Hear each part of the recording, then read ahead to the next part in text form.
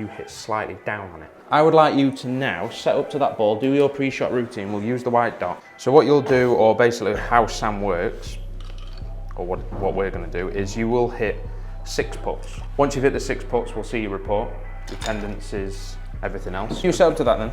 For us guys, I'm going to calibrate the system so that knows where square. So that's now calibrated up. So to prove it, if I get the laser, stick the laser on, there we go.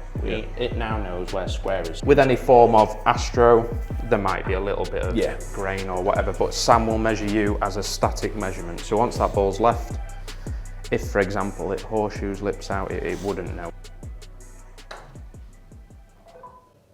That's it, done. Tell you what, I'm off. I think that'll be an alright roll. I mean, we'll see with it, obviously, if you use a different ball, but I do think, if anything, it'll probably have a bit of spin to the right.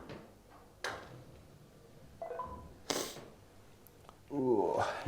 That's the sort of shot I've imagined how you've explained it. Toe or heel, would you say is? I think I'll probably just go a bit that way. So slightly toey. Yeah, I'd say toey. If I had to like kind of guess it, I'd say it's a bit toey. How do you feel your aim is? Do you feel like you aim it okay? Yeah, but like I say, the aim's there. I'll be like, oh, I had the line, or I'll just miss. Like I say, that short one. Yeah. And the odd one will just block right like that. But aim actual wise, you feel okay. Yeah, apart from like the ones obviously break and stuff like that, I'll sometimes underread the break, but that again, that's I would say outside that. What SAM will do, and it's quite easy to understand the report. I would say it's one of the cleaner looking bits of data you'll see. It'll basically be like a traffic light system. Okay. Green good, yellow okay, red panic stations. Right. There's a bit of green, bit of yellow.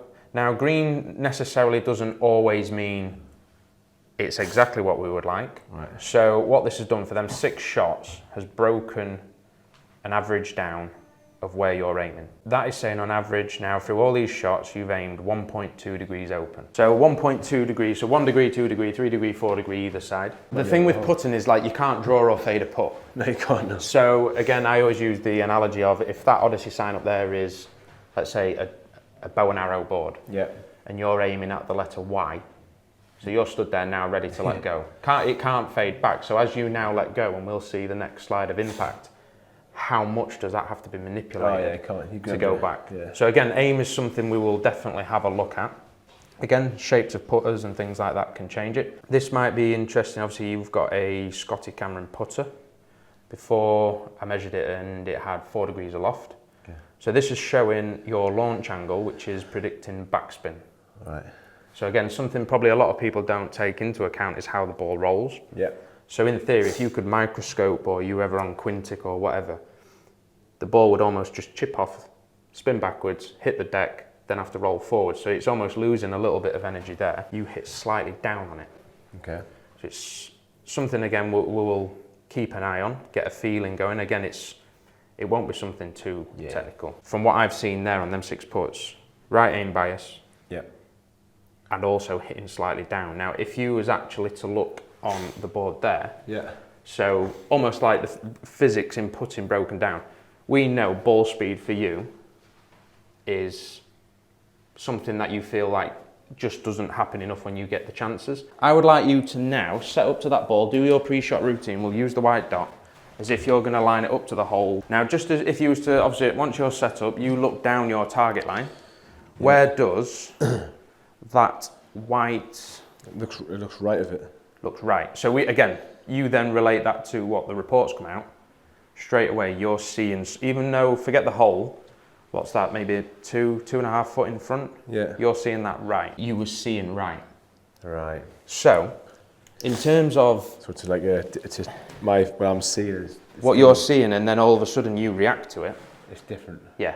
Right. So if, for example, aiming biases, you've got sort of 3 which you can check. Distance away from the ball or close to the ball. Yep. Ball position or the way in which sort of head movement is, whether it's tilted or anything like that. So what I'm going to get you to do is set up to that ball again. Now all I want you to try and feel is you're going to stand ever so slightly closer to the ball once you set up. There? Right, now you have a look down that line. Where does that now look? Does it still look right? I think so, yeah. Now address it again. We're going to have a look at the way the head is. Basically, if I was to stand further away, yeah, and I was to then just almost look down the target line, everything would look more right. Yeah. If I was to stand over it and almost then look, everything would look left. So that's how that perception can sort of work. Now that's where you would put from. normally have ball position, yeah? Yeah. Right. So if I was to show you now, where do you feel like that is in relation to, would you say centre? No, right. It's like left to centre. That's behind your sternum. It's just miles back. So all of us, exactly See, that. I think this relates into my swing as well. The way, obviously, a golf swing, there will be an arc. Yeah. If you was to again put it further back, you'd strike it early. But as you would have that ball position forward, the putter would start to close, square up. So you can see there, now we've put that line down. It's middle of my stance. Well, not only that, there's more gap there than there is there. Yeah. So then we know that there would be ball position too far back. So this time, try and flip it. So you're almost going to have less gap in the left foot and the stick. So you want it like more like a driver? To a certain degree. Yeah. So if you put your left foot now towards the edge of them balls, so now you see left side is less room than the right side. Okay, right, just hit us a couple of putts from there. Okay. Does that feel insanely forward? No. No? Not insanely forward, no. Using and it's one of them to try and keep it a little bit more simple. If I was to have your putter now, and let's say, even for this as a ballpoint position, you use your left foot as almost a gauge. So if you was going longer to, let's say, to short, it's almost going to probably feel like a pop in action. Right. But again, you can add more energy onto the ball. If we was to throw a ball, you wouldn't go long to long. Right. You would go longer and have that short stopping sort of mechanism. So again, even if I was to stand in there,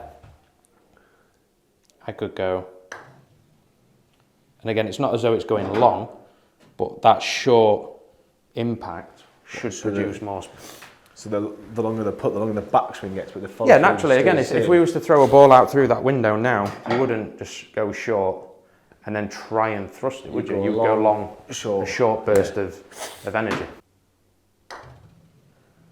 So that's an exaggeration. But that's the thing, is all of a sudden, if we was again throwing it, don't go back as far. You watch the guys tonight in the PGA, you won't see them go. I know, again, that's an exaggeration. They would go, and the putter's almost stopping here. There'll be, obviously, there is different people. Don't get me wrong. So but if I do that, I feel like now I could go a little bit shorter. Yeah. Nice.